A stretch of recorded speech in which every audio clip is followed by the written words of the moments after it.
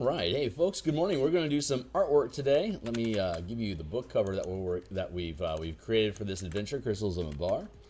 I'm going to take a minute here to update my social postings and all the blah blah.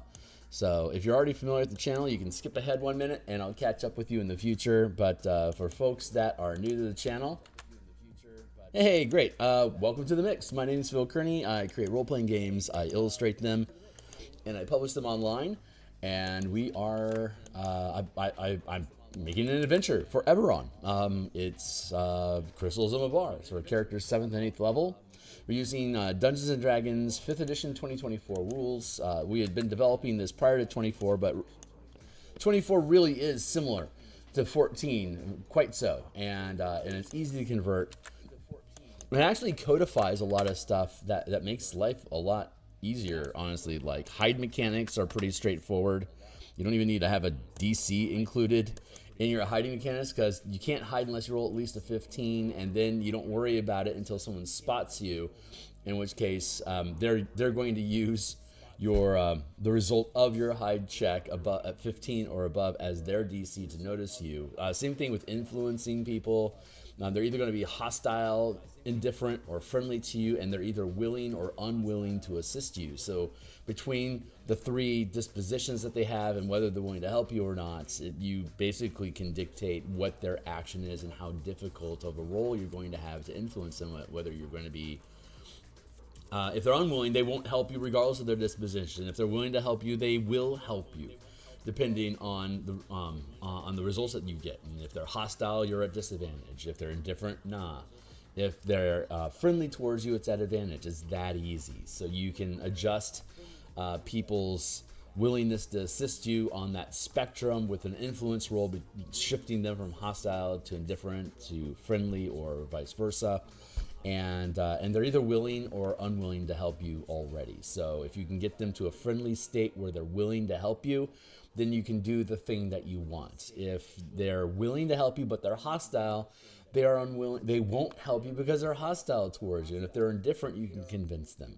So, and if they're unwilling to help you, it doesn't matter if they're hostile. They're just going to attack you or whatever. If they're indifferent, you're going to have to chip in a lot more, but they're wasting your time. And if they're friendly towards you but unwilling to do it, they sympathize with your plight but are still unwilling to do it. So you have those basically 6 degrees of interaction that we have. So you get to codify all these things in these adventures, and actually it makes the DM's job easier.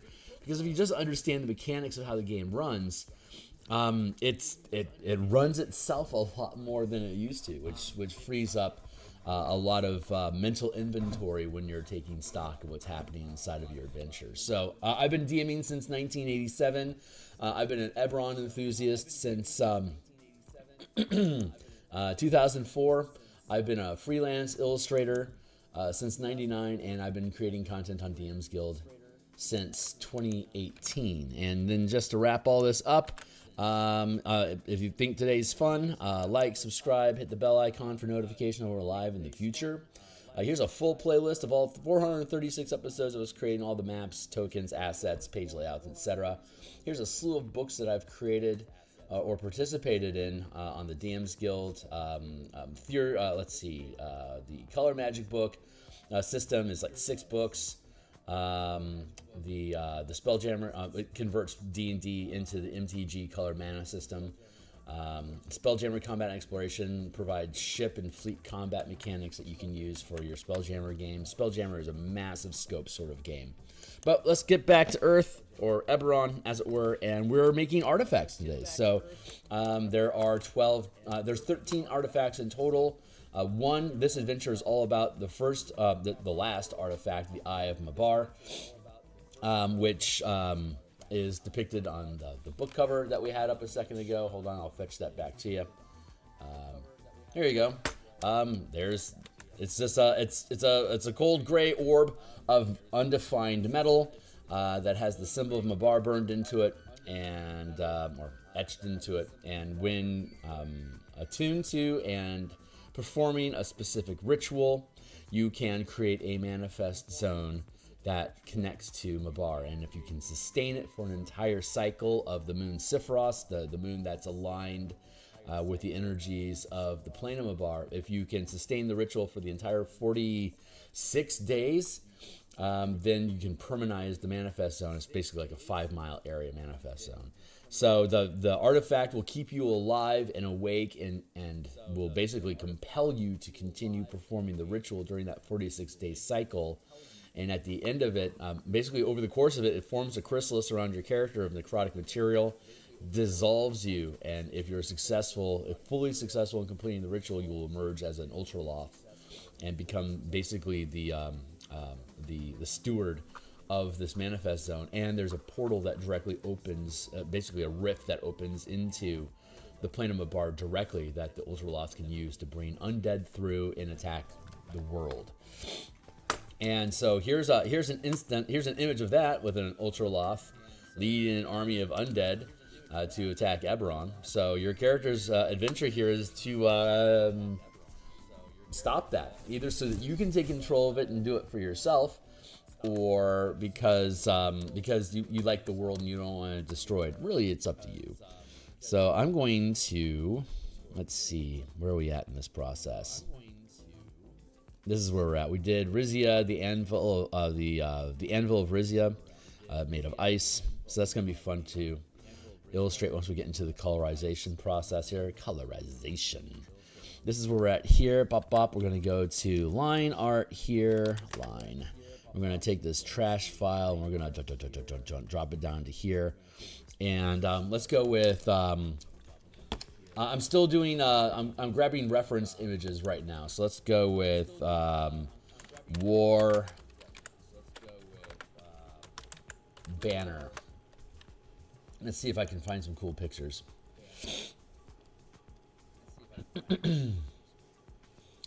I don't know if we're going to find... there we go. No, that's computer stuff. How about this? Is this real?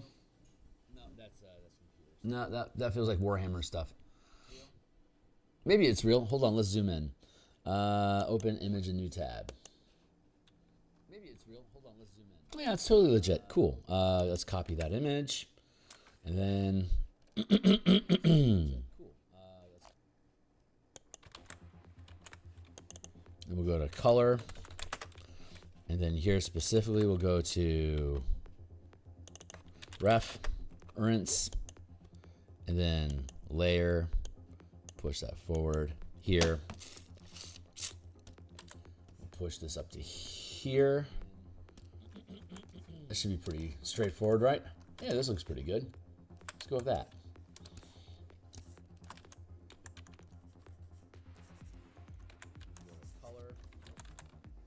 That ain't working.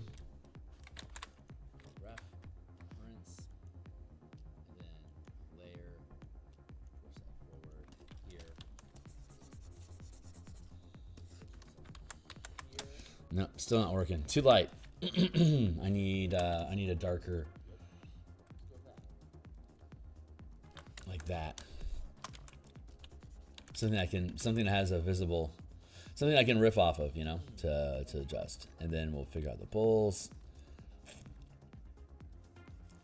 And I'm not convinced that the symbol of Sibaros of Shavareth should be just black on white. It's certainly easy to read. Maybe we'll give it a sheen that's adjusted to the color that we have here. Here's a stack of colors of each moon. Shavareth is a pale orange, so that'll probably end up feeling pretty good. That might be where we're at right now. This isn't orange. We'll find a pale orange color. And we'll probably use that as a highlight over the symbol of Shavareth.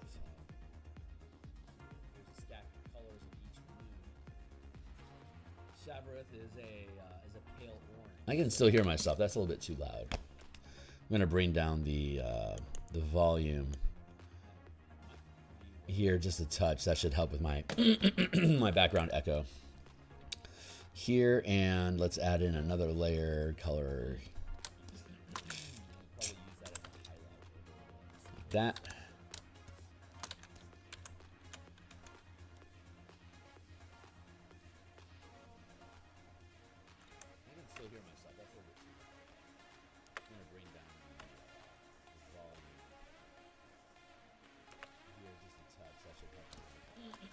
Yeah, this is a good place to start.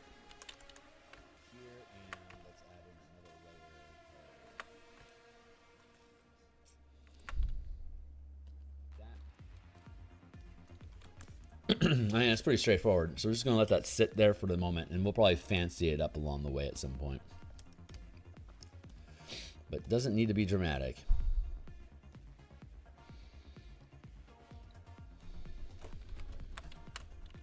Trash.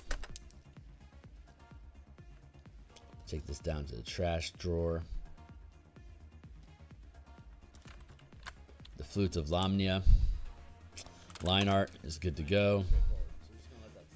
We want to create a color layer here.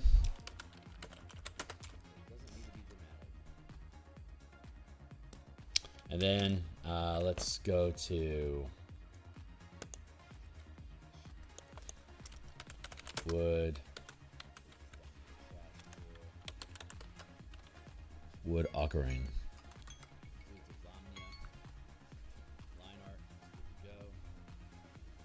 Let's see if we find one that we really like the colors to.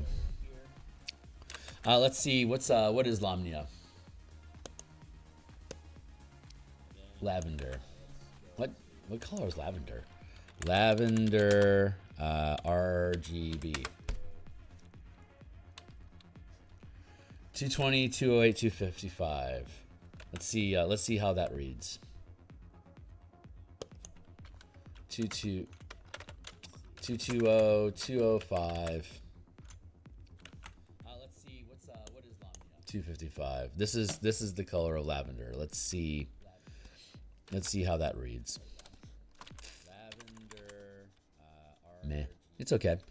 I guess it'll be okay as a highlight, maybe. Interesting. 220, 208, 255. Let's see how that reads. I'm gonna just put this in as a base. But I feel like I'm immediately going to paint over it. But I want it here for the base. This is the color that this is the color of the moon that that physically represents the plane of Lamania in the world of Eberron, and its color is lavender. So that's why I wanted to have the color references here, so I could potentially use this as a highlight color, maybe. I'm just making a base of it just so we have a flats layer that makes it easy for us to select and work with in the color plane. But I don't actually think that's the color that I like. So I'm going to paint over it. But let's go back and look at some of these occurring and see if there was one that really just jumps out at me. Oh, I kind of like this one.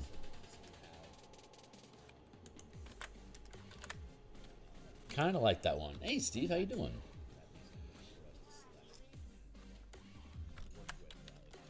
Reference image. And then let's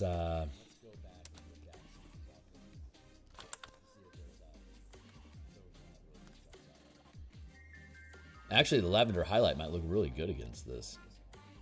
I like how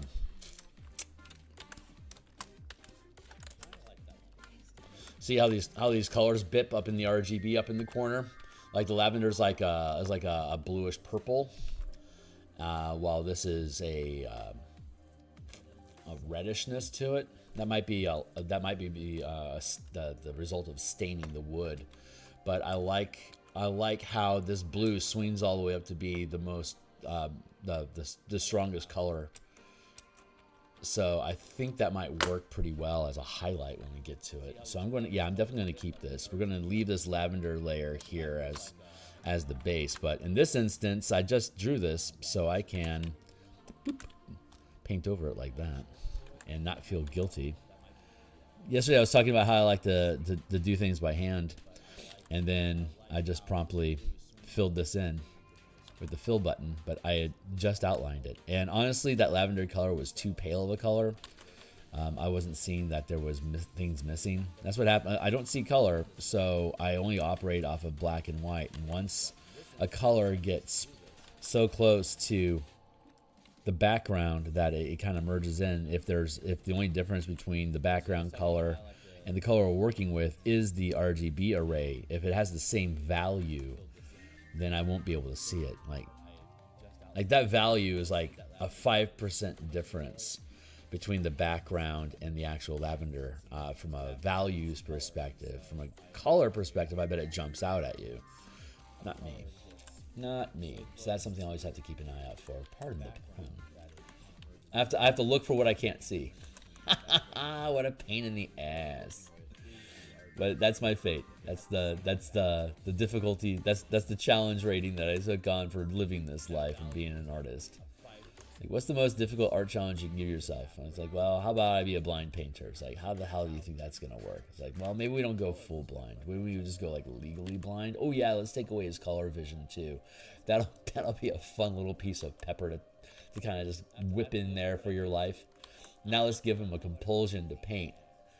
And we'll give him a muse so she won't shut the fuck up if he isn't painting. So he'll have to paint. It's almost like I tried to design a weird sort of hell for myself, but I found a way to enjoy it, kind of like Homer Simpson. If you aren't a fan of The Simpsons, I mean, it's been around forever. I don't blame anyone who isn't. But there was one particular episode where Homer went to hell, and he was pissing off the devil because the devil kept trying to kill him with his gluttony or his stupidity or whatever, and he would just lean into it. It's like, oh God, give me more donuts. This is awesome.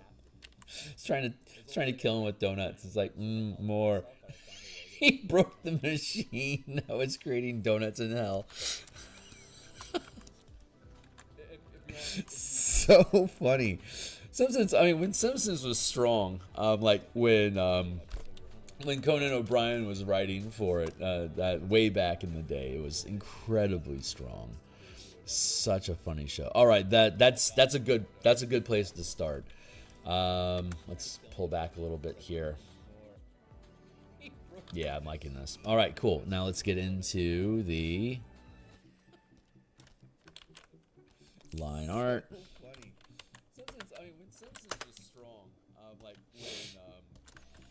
And then color layer. And then let's go find out what's the dominant color that we're looking at. The Trumpet of Phalanis is a pale blue. Man, that doesn't feel very woodsy to me. Let's go find something more interesting. We were looking at let's see, Lily Chi. Who the hell is that? I guess she's popular, otherwise she wouldn't have autofilled, right?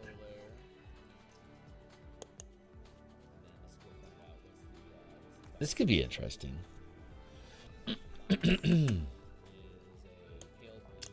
Maybe this is more of a tulip. Is there a tulip girl name somewhere? No? Good. Maybe that's more Daisy. Let's try Daisy.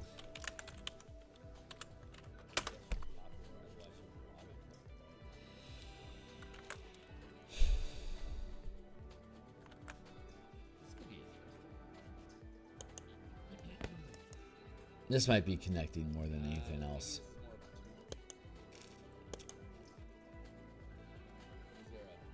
Yeah, let's see if we can make this jive.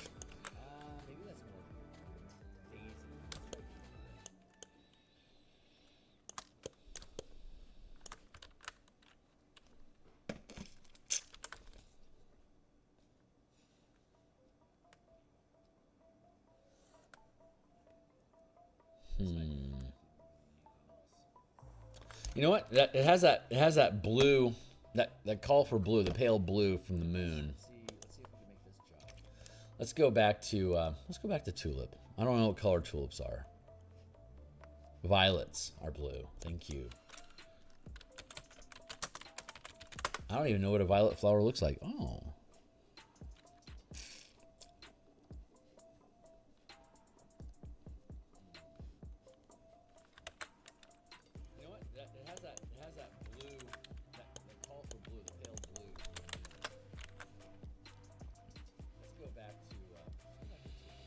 Let's see. Let's do this.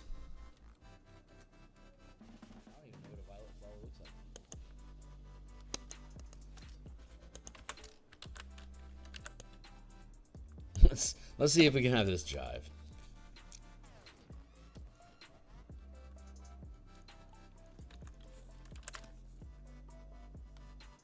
That's more of a purple. Oh, there we go.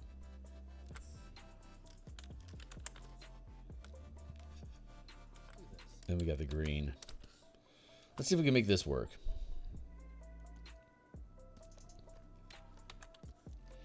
We'll go with green overall. Let's see if we can have this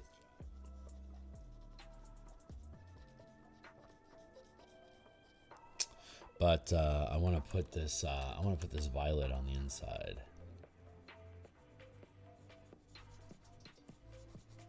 like that.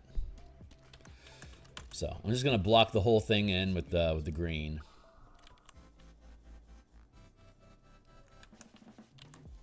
Green overall. I can grab bark and stuff like that, and mushrooms and stuff like that to add more color to this. Just going with a base first, and then we'll adjust colors accordingly.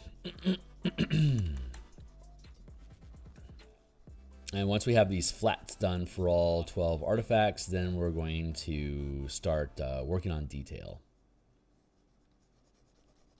We'll work with the form shadows and form highlights first. So doop in me. Why am my phone making noise? Let's make that not do, shan't we?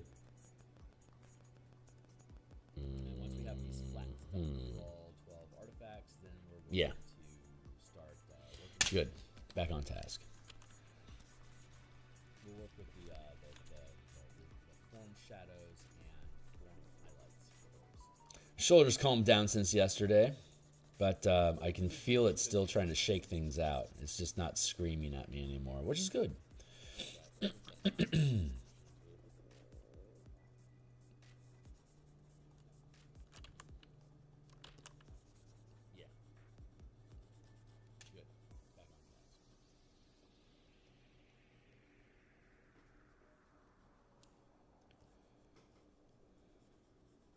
Shoulders calmed down since yesterday. It's just filling around the edges here, and we'll block that in.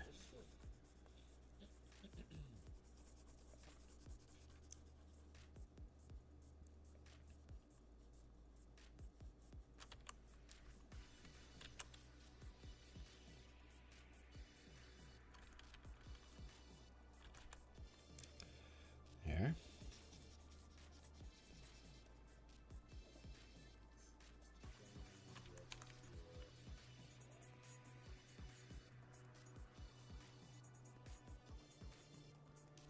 This one certainly seems to have the most intricate parts. I don't know, the Krillin seems to have a lot of little detailed bits, but this one feels like it's the most mechanically complicated, like the most detailed and complicated form.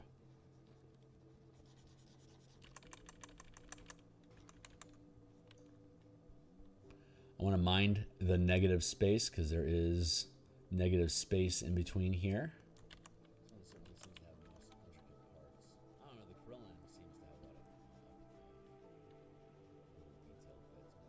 This is such a fun piece to build.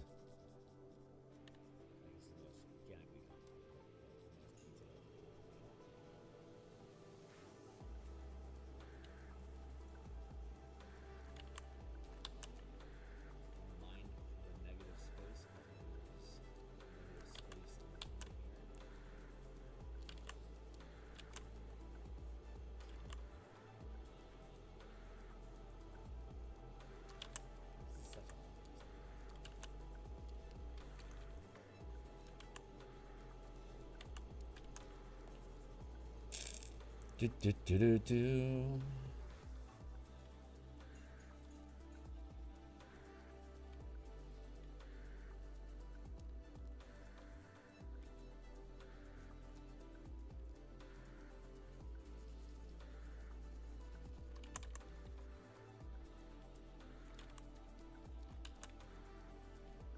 There we go. I guess I don't have a lot of thoughts right now, such as it is. Just kind of zoning into zoning out to the work, you know.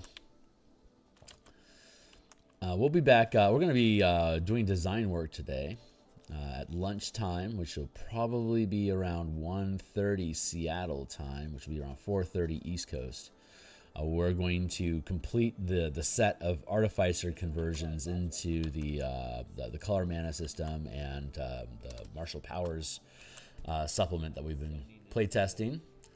Tomorrow morning, we're going to be back in my Discord channel, running Mega Dungeon for 5th level characters. We're going to see how that the spike in power shakes out for folks. I'm looking forward to it.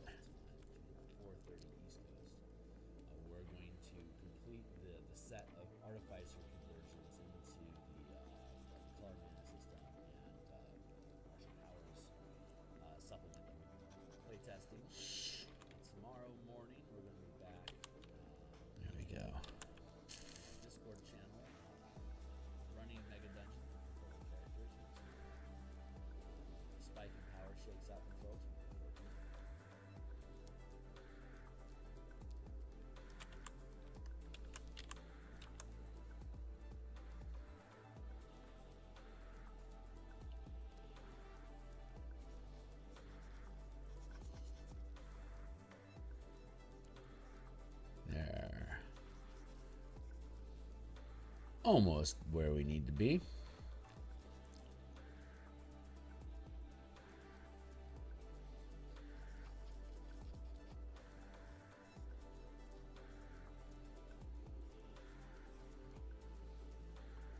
Once we merge the line art into the color, like these little dirty bits that are laying around, we'll be able to clean those up pretty easily.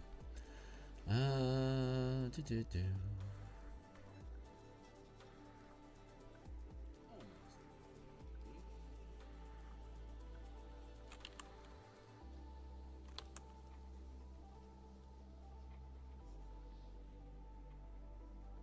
we go. Once we merge the line art into the color, like these little dirty bits that are laying around, we'll be able to clean those up easily. And then we'll finish overlaying here, and then we'll move on to the next piece.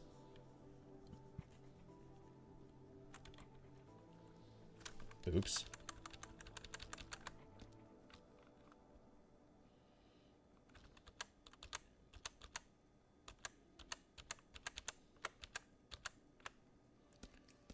This is where I need to be.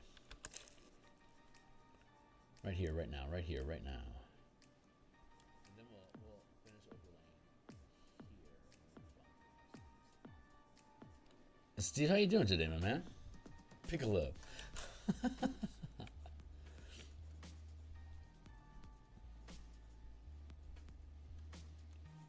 You see that? I'm skipping. I must think OBS is spiking.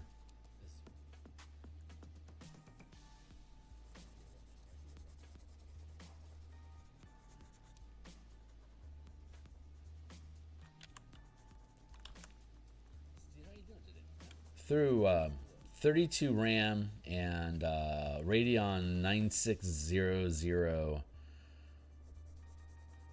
graphics engine into this thing. It's an i9, so it's a pretty strong machine, but even still, it slows down on occasion if I've got, because Photoshop is graphic intensive, obviously, and the streaming is pretty graphics intense too.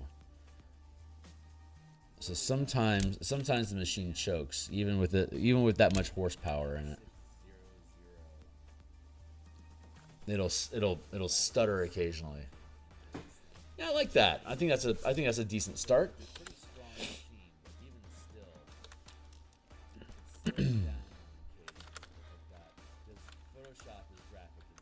I like that blip. See how that the G changes a little bit, but the R and the blue, the red and the blue spike and bounce on either side of the green color. So this makes the base of it a dark green because of this triangle arrangement here, and then the triangle flips and moves up the scale. So I'm betting that feels pretty complementary. I like that flip. See how that the I wonder if the green was higher than the blue, if it would be more symmetrical, because it'd be more like, instead of flipping horizontally, it'd be like rotating 180. I honestly don't know. I'll have to experiment with that and ask somebody. But hey, holy Hannah, we are now on to the last of the flats. I'm going to conceal that for the moment. Let's move on to the Crown of Zoriat. We'll take this trash layer and drop it down into the trash. I'm going to go line.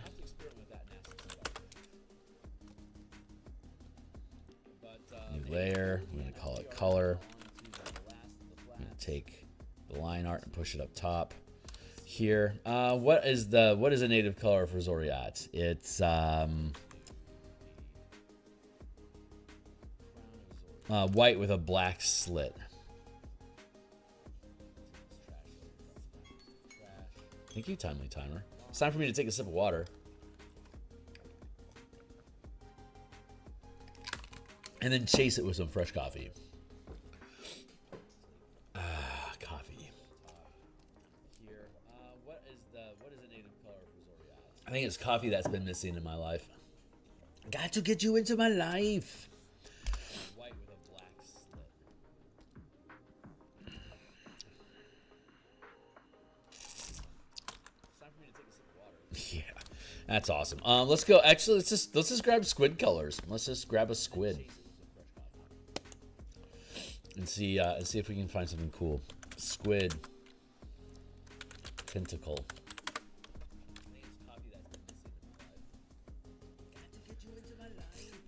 There we go.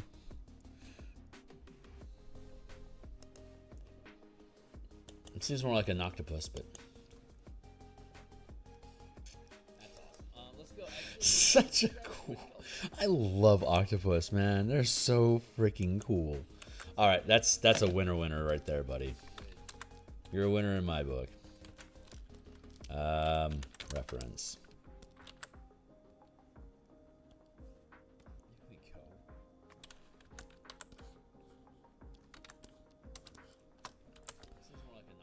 How are we looking over here? Sharp red, huh? I love octopus, man. They're so freaking cool. All right, that's a winner right there, buddy. You're a winner in my book. What about these guys?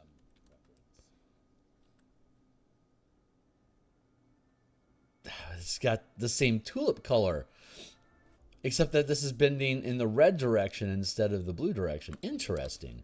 Yeah, fuck it. Let's keep it. Sharp red, huh? If it doesn't work, it doesn't work. We can switch it.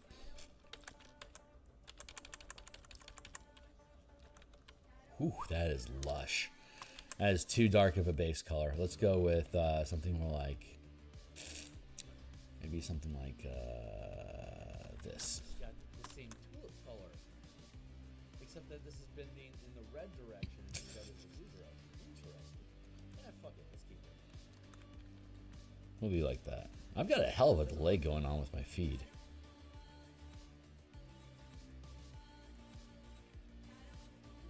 For the life of me, I can't figure out how to get rid of that latency. Maybe it's a YouTube setting. Not like I couldn't find anything in OBS that changed my latency, so I'm wondering if it's a YouTube setting. I need to dive into YouTube and figure out what's going on with that.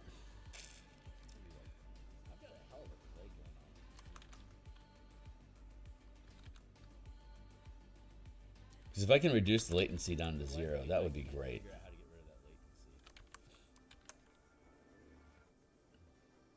Maybe it's a YouTube setting. Not like I couldn't find anything in OBS that changed my latency. Yeah, there's like a 30-second delay right now, maybe 40 seconds. That's too long. I don't want that. I want to be in the moment.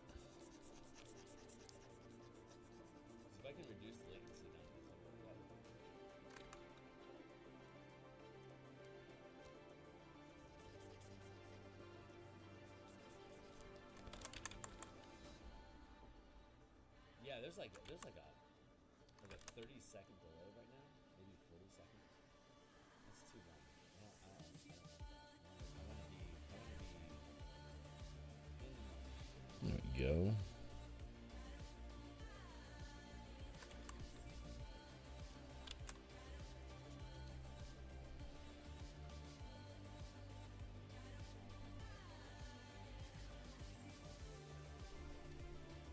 We'll block this all in, and then we'll put the sucker colors on the eyes. I bet that'll work out nice.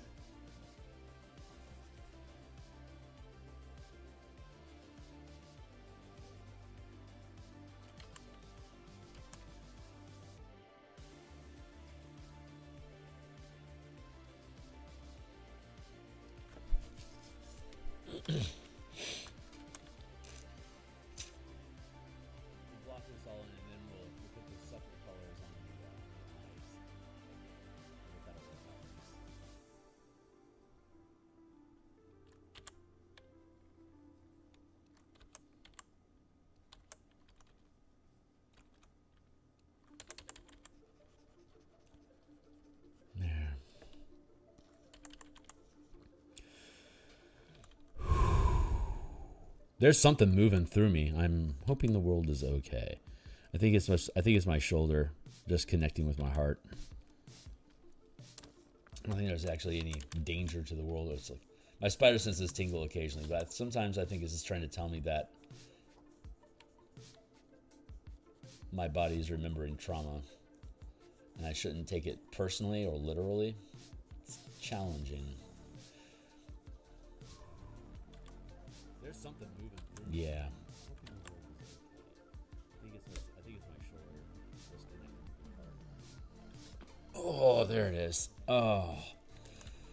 Whew, this whole structure here is locked up from a shoulder injury that I have, and my whole body has been trying to hold my shoulder up because that's what I needed to do for it to heal, but it didn't heal properly. So my body is, for 20 years, been trying to hold my shoulder up when it really just needs to relax. So my body is finally giving up, and it's causing riots inside of my body. Just the amount of scar type gunk that are in my muscles, that when I have a release, it just dumps it like toxin into my bloodstream, and it feels like poison when it hits my heart. Whew, like that makes me. It feels like my heart's dropping, like I'm panicking, right? Or like the gravity's like you're free falling. It has that whoosh feel inside of your body. That's when my shoulder attempts to release the toxin that it dumps, feels like that whoosh of vertigo, and it's pretty scary. Like it's doing it because it was so scared that it had to hold on, and it doesn't know that it's the crisis is over. The body is in constant crisis because it hasn't healed the way that it wanted to. So it's an interesting. Well, that just is virtually the same. That's not going to work. Let's grab an actual highlight. Something like that.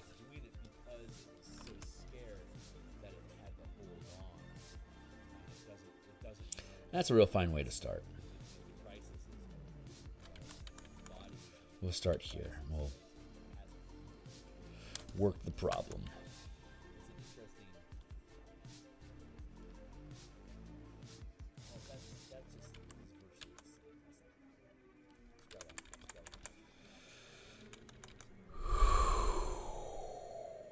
The body moves, man. The body moves. That's a real fine way to start.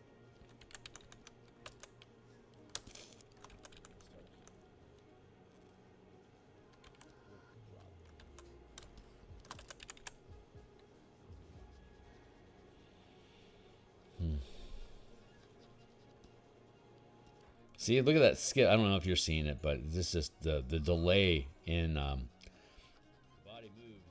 Like the pixels will move in blocks, like it'll move in blocks like that, as opposed to like that. It's not a smooth transition sometimes. That's the graphics card, I think, is laboring under this demand. What's up, Rel? Yeah, right on, my guy. Dropped in.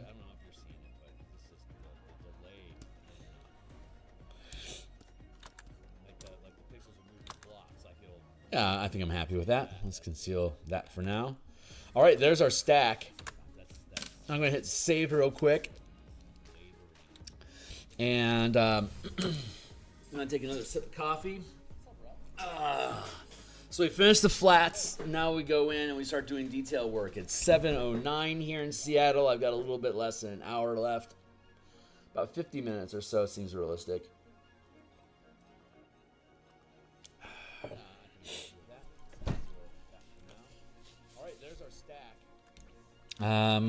Yeah, since we're down here, we may as well just keep working on Zoriat, right?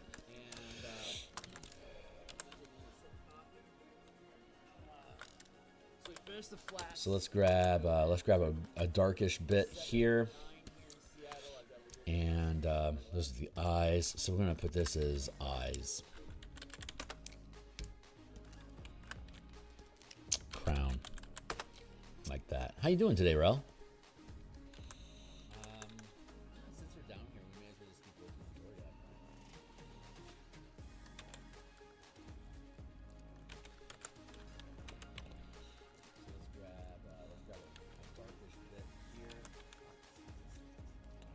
Gonna paint across the tentacles for now.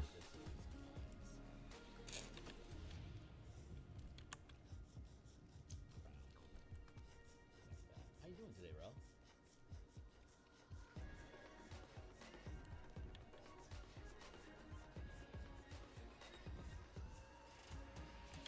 Okay, at this point, I have this could be anybody's thing. You know, I have no idea where the pieces are gonna go at this point. I never really I don't visualize. Some artists can visualize an image in their head, and then they just make it. They just make the canvas match what they're looking at inside their mind already. They're just like basically doing like a comparing them side by side inside their mind, and they just keep working it until it matches the image that's in their mind. But I don't have that. I just have I have like an emotional feeling in my head when I do a piece.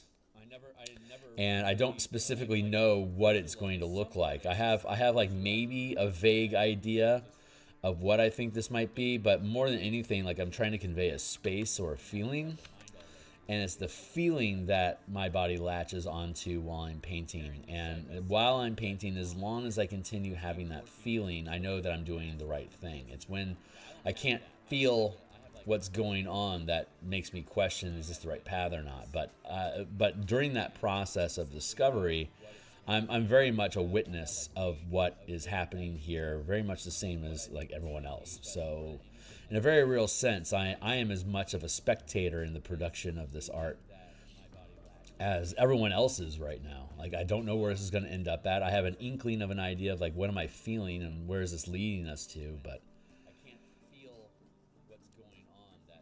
I don't actually know what's going to happen. So I'm at a 70% strength right now with my brush, and that is once we get this initial curve done, we're going to drop down to a lower percentage so that we can blend these edges in a little bit more here.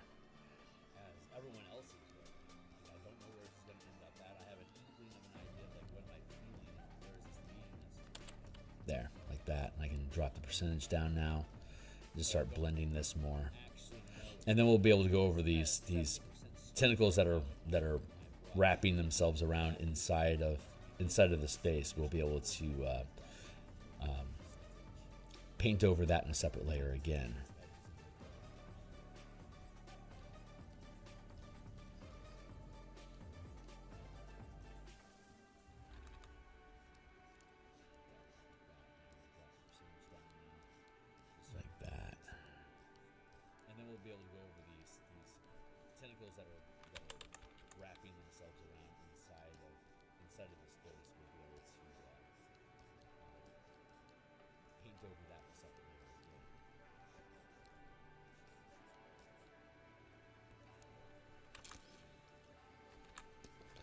I like that. It feels pretty good. So we're going to leave that as a... I'm going to lock that, actually. So that stays in place. I'm going to hop over that. Actually, I feel like I want to work on the eye color right now.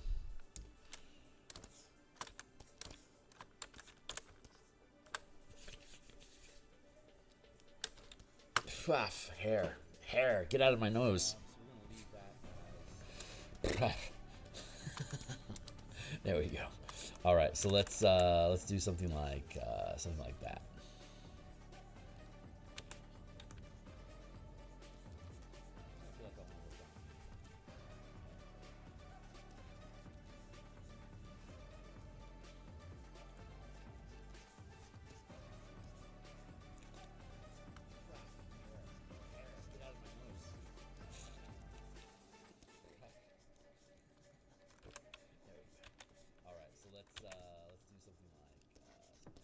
There was an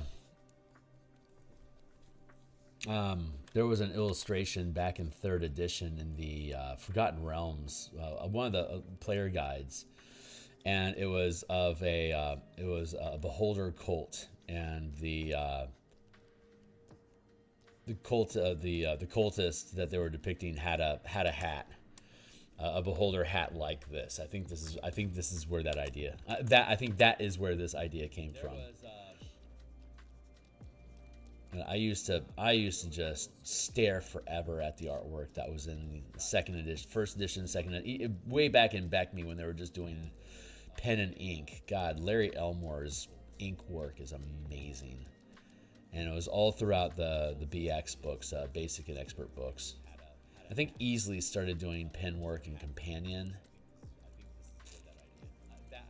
but oh my God, Elmore's line art is just ridiculously good.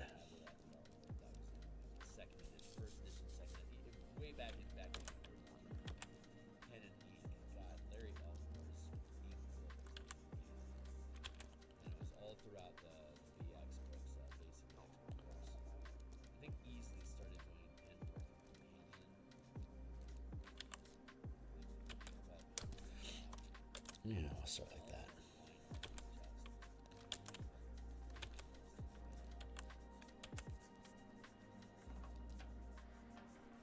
So again, we do the lighting first, and then we'll eventually merge the line art into the color, and we'll blend it together. I'll have to do a double layer for the pupil and iris, separate from the rest of the form art line. The rest of the form line art, to keep it separate from the eye, the pupil and iris, because they're a lot more delicate than I'll be able to blend properly. And there.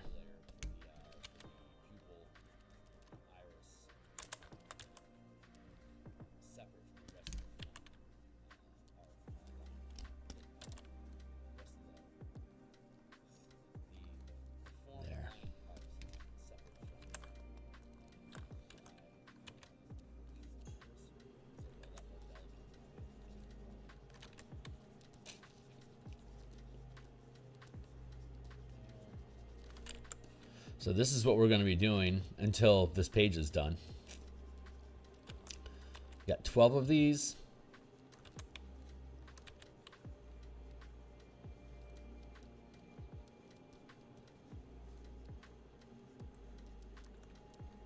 Well, we're starting here, and we'll see how far we get.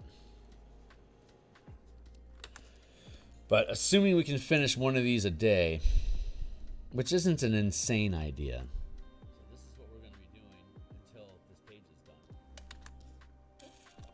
So we're going to get as far as we can today or not. But Monday, Tuesday, Wednesday, Thursday, Friday. Monday, Tuesday, Wednesday, Thursday, Friday. Monday, Tuesday. So 2 weeks from Tuesday, we should be done with this page. I wrapped up another page last night in the page layouts. So We're getting down to got 2 pages left, which with God's grace, I'll have that done this weekend, and on Monday, I'll be mostly done with page layouts. I always pick at something, but I might actually be able to, as of this Monday, I might actually start to be able to work on artwork in the evenings off screen. We'll see if that's true. I'm not holding my breath. We're getting there. I'm getting very close to there. Yeah. Okay. So let's just hold on.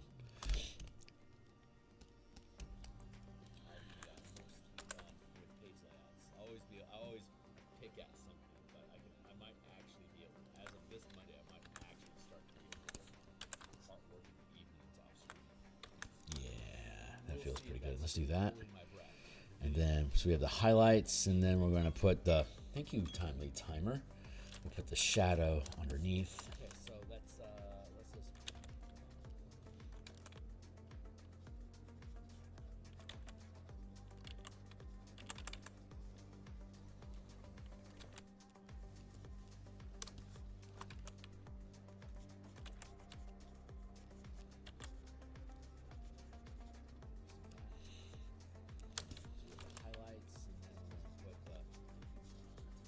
That. We'll blend that in, and then we erase it from the stalk.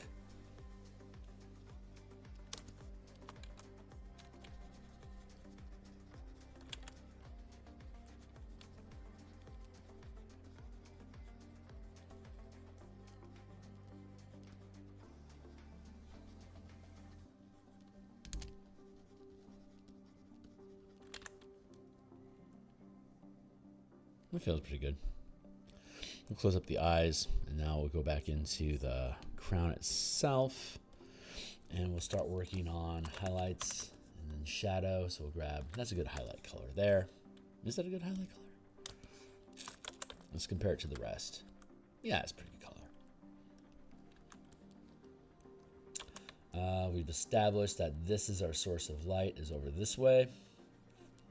So we'll just start filling in highlights as we see them, focusing on the foreground, and then it'll be more subtle the further back we get.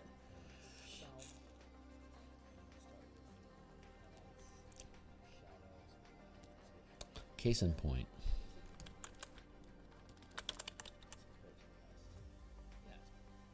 Let's overlay this now while we're thinking about it.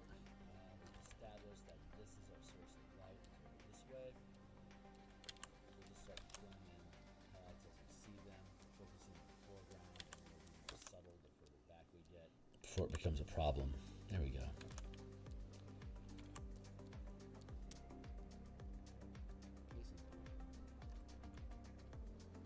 Yeah, pretty good. Now we can get back into the highlights.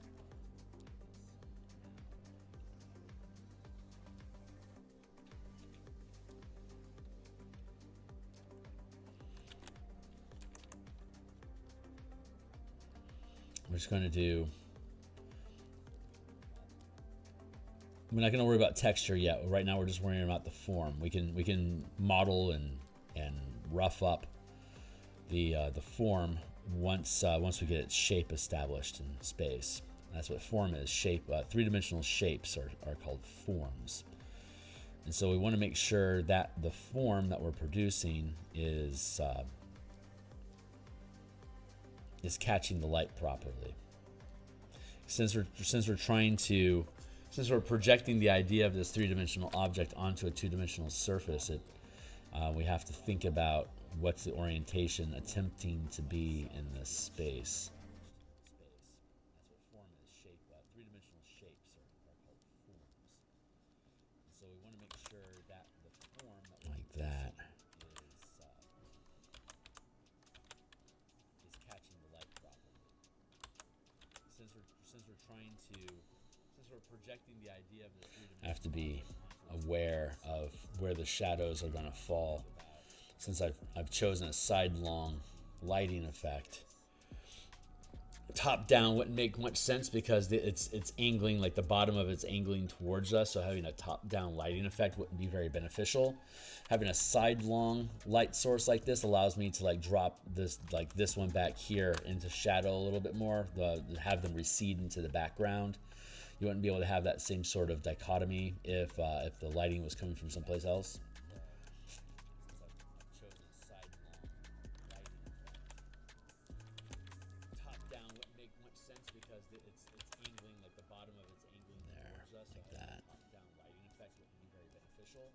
Having a sidelong light source like this allows me to like drop this one back here into shadow a little bit more, to have them recede into the background. You wouldn't be able to have that same sort of dichotomy if the lighting was coming from someplace else.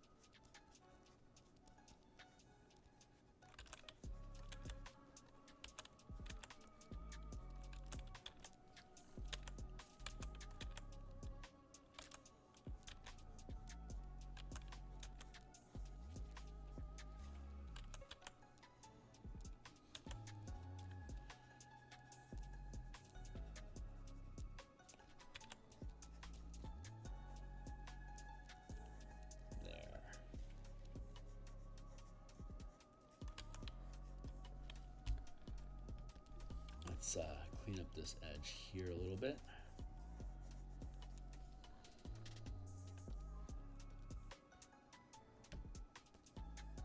I'm going to fret over this just for a second because it's distracting me. Get rid of some of that static, some of that line static that's outside of the piece.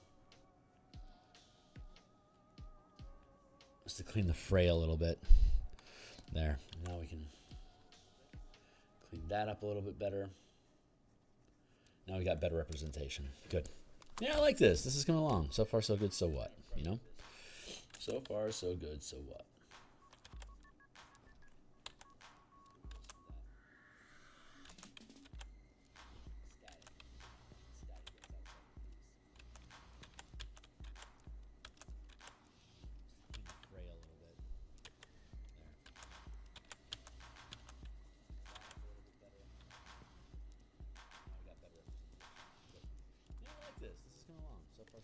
There, like that.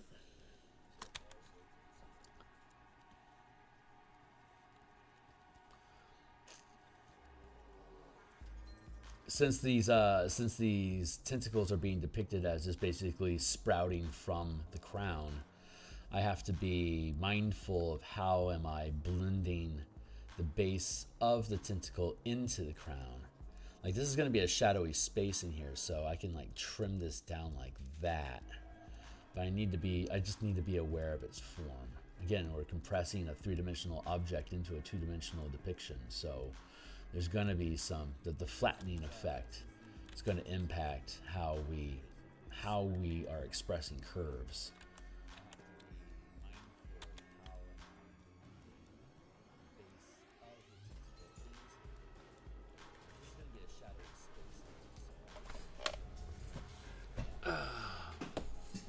Well, Rel, man, I appreciate you just showing up, my guy. You're of course welcome to come and go as you please. I don't know how entertaining this is going to be to listen to doing housework. Some podcasts I like to listen to while I'm doing housework is actually really motivating. Like, oh yeah, this isn't going to be a visual thing at all. I can just listen to this and just get stuff done.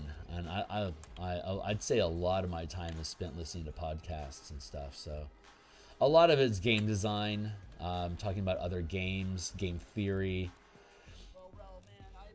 Showing up, my guy. You're of course welcome to come and go as you please. I don't know how entertaining this is going to be to listen to doing housework. Some podcasts I like to listen to while I'm doing housework. There we go. That feels really pretty good. Oh, yeah, this isn't going to be a visual thing. All right, that's an initial kick. So we've got the highlights there. We've got our overlay here. We've got our base down in there. So I think what I'm going to do is start working in some basic shadow.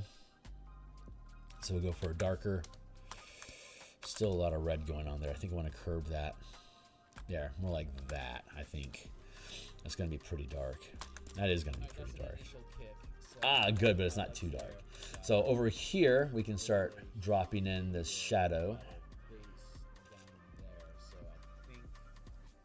here to start pushing this stuff here into the background. I think this is a good place to start right here.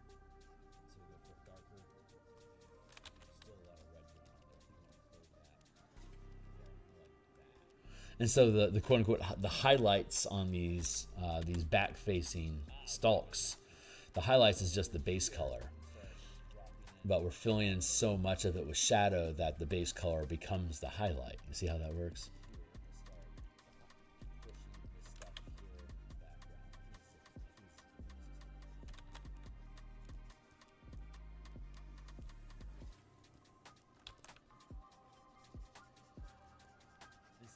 If this was a larger object that we're depicting, like a lot of size to it, I might focus on desaturating the background so that the lessening, the grayification, the graying of the color would be another indication of atmospheric disturbance, wiping away the intensity of the color, the saturation.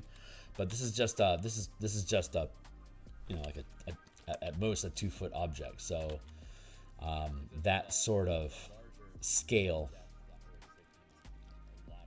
would be too much for this. That would be too much method for the scale of the object.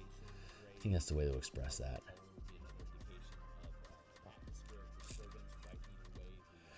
And so I can fill this in like this, and then once we blend the line art into the color, that's when we'll be able to start synchronizing, like smooth everything over into the same shape. But like over here, like this is in shadow, so I want to depict it as such. So we can, since these are this is a 2-dimensional projection, by the way we move our shadow around on the object, that is how we can indicate like where's the mass of this object getting in the way of the light of these tentacles. And I think I want to have the dark layer actually overlaying the highlights in this instance here, like that. So we can, since these are this is a 2-dimensional projection, I think that'll help it blend easier. By the way we move our shadow there, like that. That is how we can indicate like where's the mass of this object getting in the way of the light. And then I can pull that in there, and then this again gets dropped into darkness like that. Here. I sense something moving.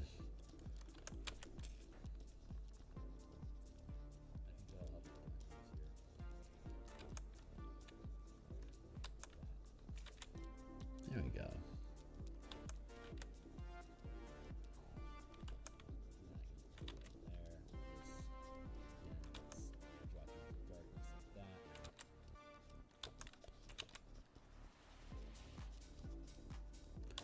And I might decide that I need like another, like a deepest shadow, like where there's absolutely no light hitting, like somewhere inside of here, and here I might have deeper shadow that might match like the darkness that we have.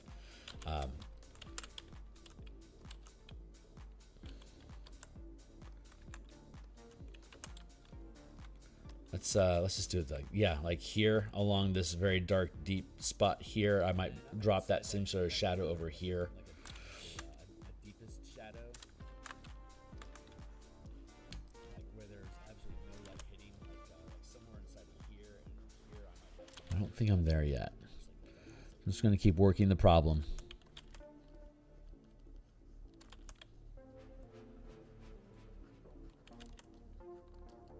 The solution will manifest.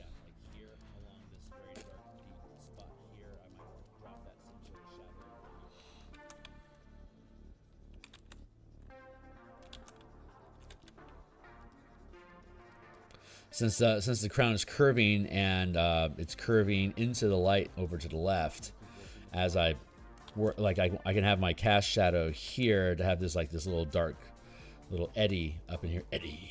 This dark little eddy up in here, but it's going to smooth out and then become highlighted over here over time.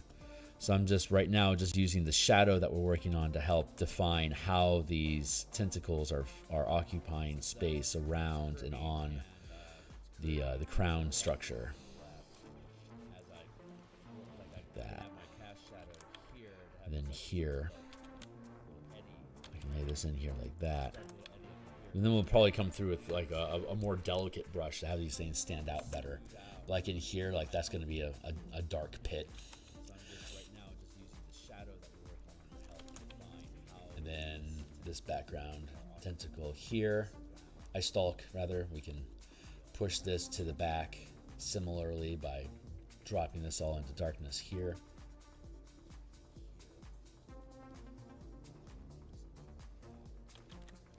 Like that.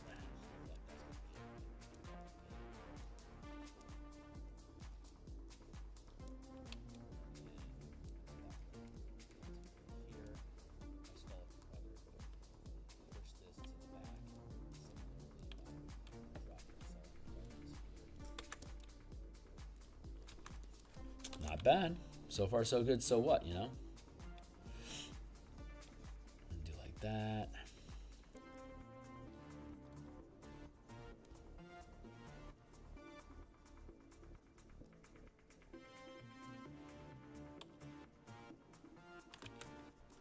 Wrap it around here like that.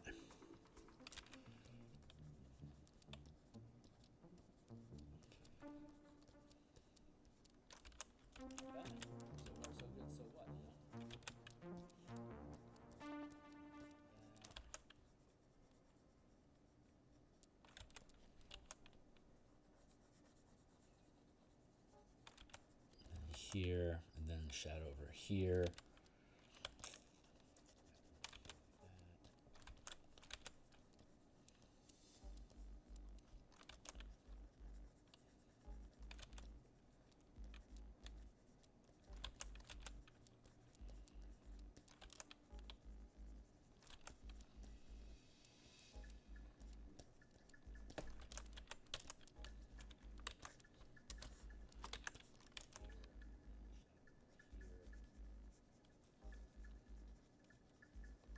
Round that out like this.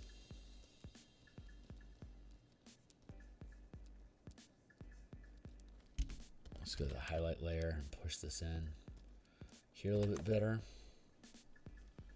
Yeah, it doesn't look too bad. I think I need more. I think I need more cowbell over here.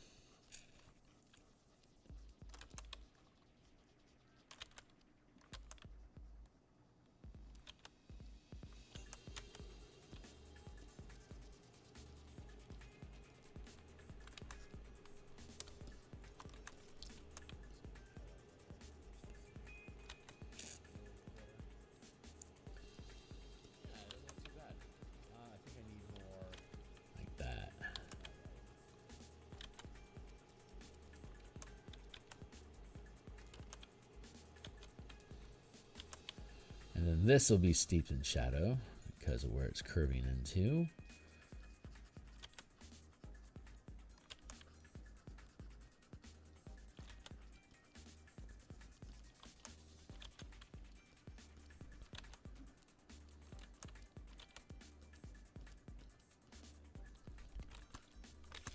And here, similar.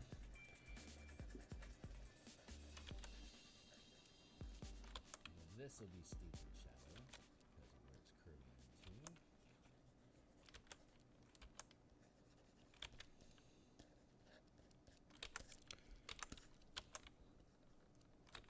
curving into.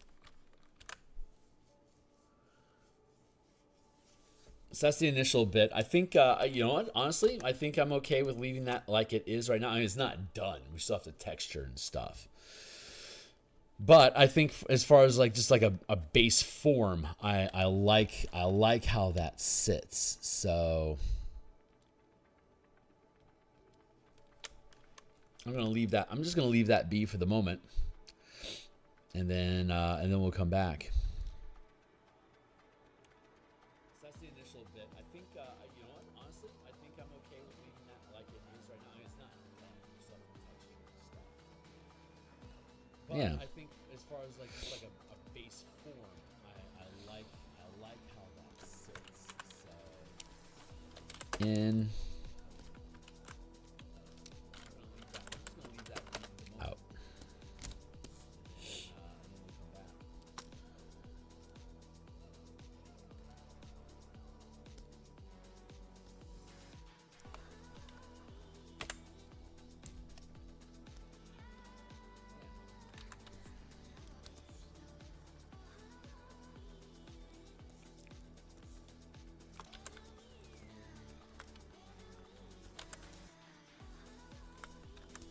There you go. That's good. That's some good diversity there, I think. Let's see, inside, outside. Let's go with shadow like this, and then we'll go with highlights like this.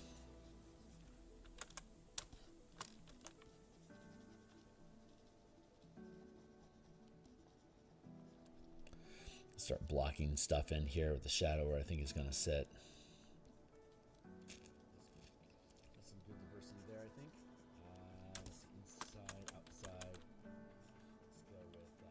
Okay, so thank you, Timely Timer. How are we sitting? 7:40. Got maybe, we'll give ourselves another 10 minutes. So the question is going to be, where's my lighting going to be on all of these? Do I want a default light source that I'm going to be repeating throughout the piece? And the light coming from the center of the illustration pushing outward puts shadow towards the edges, which is generally a good idea. So as we move around the piece, well, this is going to be on fire, so it's going to create its own light. So there's probably not going to be much shadow here. This is creating a lantern of darkness, so the lighting on that's going to be weird. Because of how this umbrella, this parasol is arranged, the light's going to be coming through here, so that's going to be towards the center top of the page. And then if we have light coming through this anvil here as ice, that's going to affect the highlights and shadows on that. So I think if we go with the general principle of like the light sources here, we can, for the most part, anticipate like having a top-down view of like the silver on the scale feels like it makes sense for order to have the light coming from above. Just feels symbolically accurate. And so yeah, I think that's gonna work. We might break that rule with the banner of Shavarith, but I think for the most part we can work in that direction. So I'm going to assume that central light in the center top of the column here. So in that sense, this is correct TM placement of shadow here. So we're just going to continue with that idea. And so yeah, I think that's going to work. We might break that rule with the banner. So like I can do this, and then I can. I think for the most part we can work in that direction. So I'm going to assume. Well, it looks like I'm doing highlights and shadows on the same layer. So be it. That's how we're working right now. So let's do that. This is correct. And then here, you can highlight over here like that. And then we'll deal with the mushroom caps separately as we get to them. Yeah, I think that's a good general start here.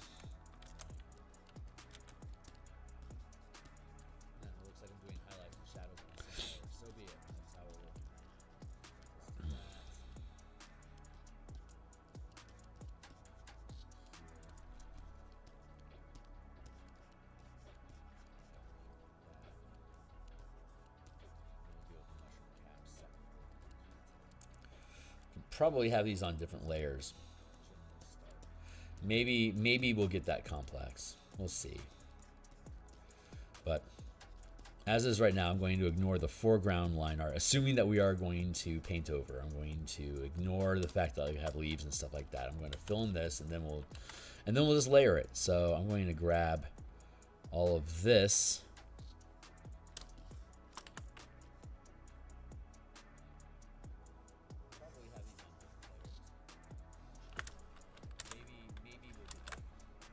as a separate layer. So we're gonna work the problem here on this. So we have three loop, we have this loop, right? We have a loop effect here. Switch colors. We have a loop effect here, and then it drops down back here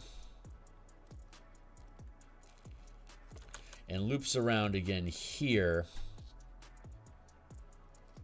and then gets lost in the sauce here, and then loops back around here, and then comes out ahead here up to here. So we've technically got like these three.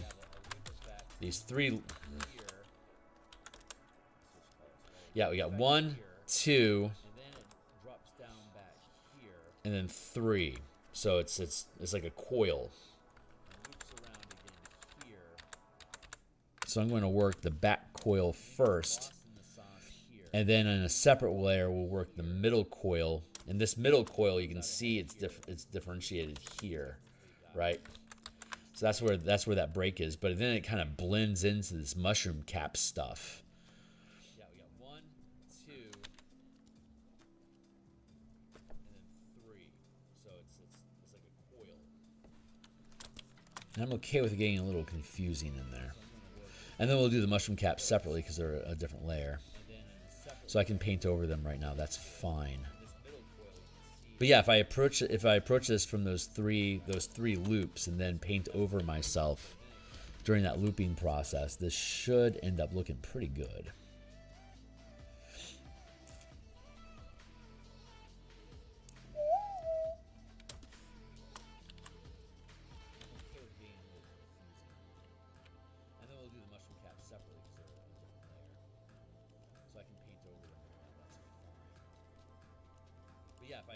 If I approach this from those three loops and then paint over myself during that looping process, this should end up looking good. Stabilize all that stuff. Good. Right. So this is where we're at. This is what we're doing. So let's just keep doing it. There.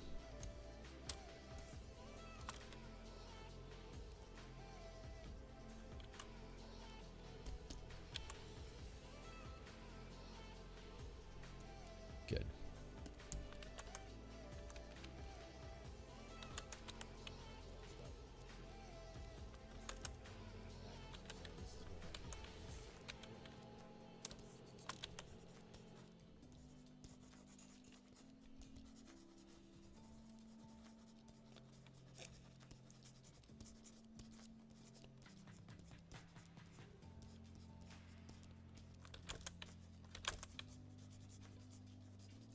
Darken that in there.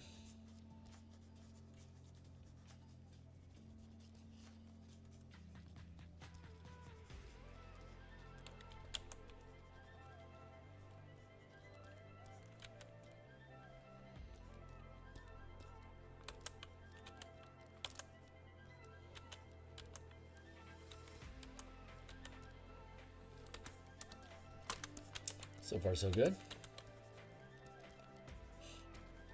And we're mostly just concerned with form shadow right now. Don't need to so much worry about texture. I'm just trying to get things to blend together properly. And then we can do an overlay for the texture later.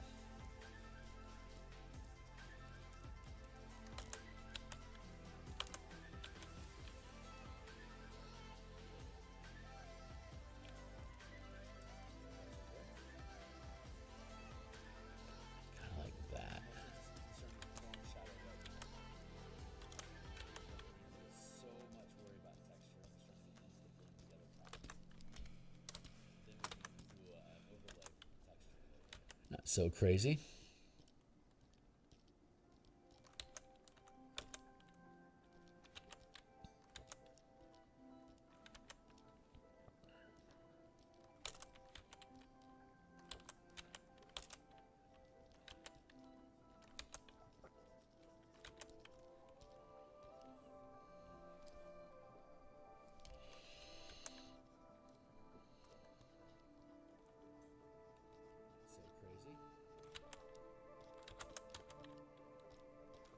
A little bit of highlight here for the outer rim.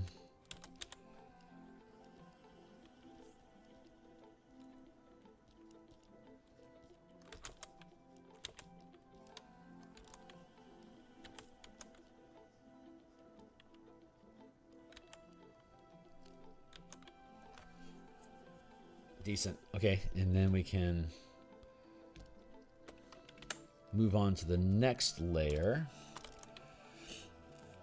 which we'll do here.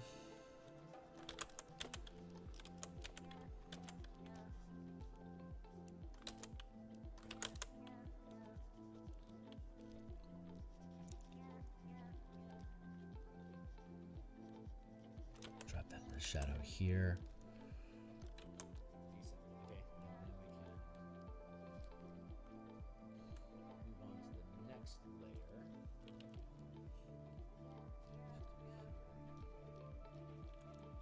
Worry about this internal stuff. Yeah, worry about this internal middle stuff here in the second layer. Feels right.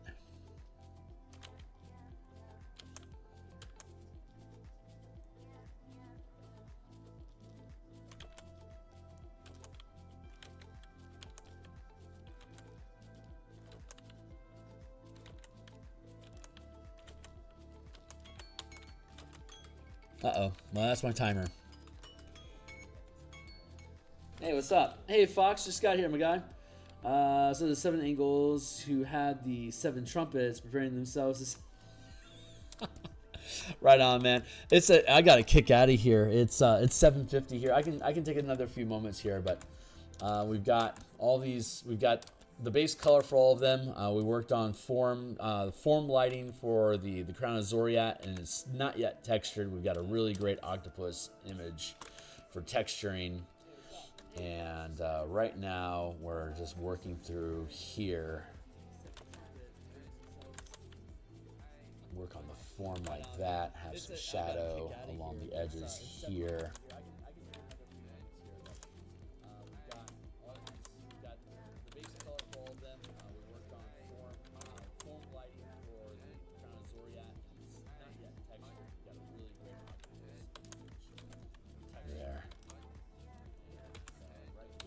So we're doing each of these loops in a separate layer so that I can keep them properly segmented, separated. Clean that up a little bit here. And then when we merge them all down, we'll be able to integrate all the line art into the color and clean up all the slop.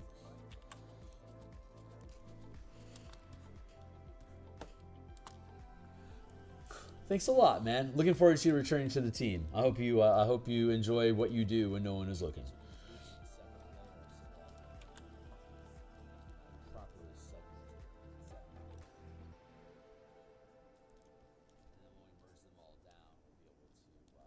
For the folks at home that don't know the channel yet, Fox here is one of our playtesters in the Martial Power system. Thanks a lot, man. His accountability and consistency is greatly appreciated for the project.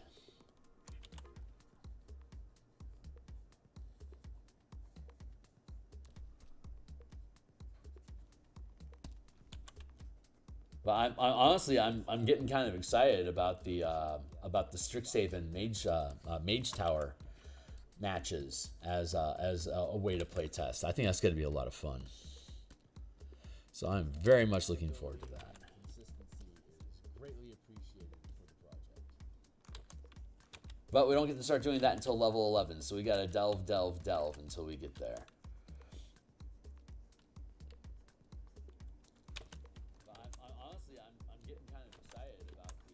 We'll work a separate color for the mushroom caps. Mage Tower matches as a way to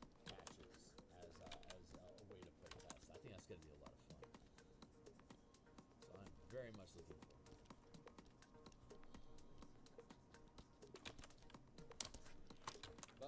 But we don't get to start doing that until level 11, so we got to delve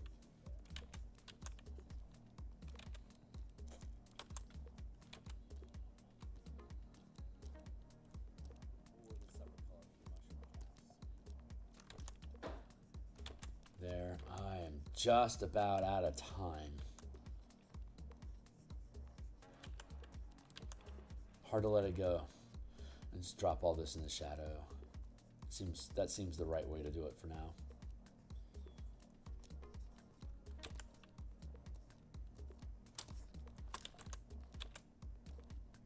And then We'll figure out these leaves and stuff later.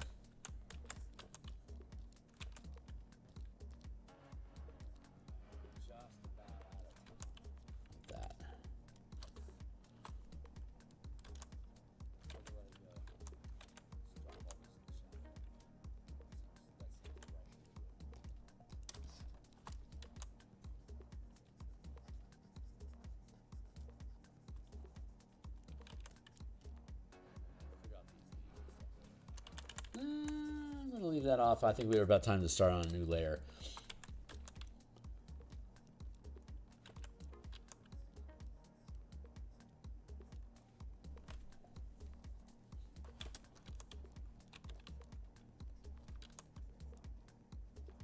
What is it? 7:50? Yeah, it's time for me to bounce. 7:55, great timing. We're going to go ahead and cut it there. So when we come back on Monday, we're going to continue working on this. I think we're just going to climb our way up. And then have the Scales of Danvi be the last one. So we're going to go through a base form lighting like this for all 12 artifacts. And then we're going to come back through and we're going to do detail work like scales and stuff like that for this or whatever. Whatever the most appropriate thing is. We're doing form, lighting, and shadows right now. And then after we have the form and lighting done, we blend the artwork. We'll do light texturing, color form texturing, and then on another pass through we'll merge the line art into the color layer and do final detail overlaying and everything. And so we could probably knock out maybe 2 of these, so like Monday and then Tuesday and then Wednesday and then Thursday and then probably Friday we can get these last 3 in. And then the following week we'll do detail, Monday, Tuesday, Wednesday, Thursday, Friday, Monday, Tuesday, Wednesday, Thursday, Friday, Monday, Tuesday. So like maybe 2 or 3 weeks from now we'll be done with this page. And we'll certainly be done. We're 2 pages away from finishing our initial page layouts, and then I have a little bit of go back through. I think I need to chew on a little bit. So I think about a week from now we'll probably, I think by Monday we'll be officially done with our first pass of page layouts, and then there's a couple spots I want to go back over. So I think by this time next week, I suspect the page layouts are going to be actually like completely done, and then and that'll take us to April. So in April, we'll be officially doing nothing but artwork on this book days and nights. So when I show up in the morning, I should have progress at some point on another page somewhere. So we're going to start collapsing time frames. And with God's grace, we'll be able to have this published by maybe June. And that'll be somewhere around, we'll start getting closer to done with the martial power system. So we'll be able to start, I don't even know what we're going to work on next. So anyway, I'm out of here. I'll see you. I'm going to be back at lunchtime today to work on the Artificer Alchemist conversion for the martial powers and for the color mana system. That'll probably be like around 1 o'clock, probably 1:30, which will be like in 5.5 hours from now, which will be around 4:30 East Coast time. Yeah, that's it. All right, I'm out of here, guys. See you later. Thanks a lot, everyone, for hanging out. I really appreciate y'all. See you on the other side.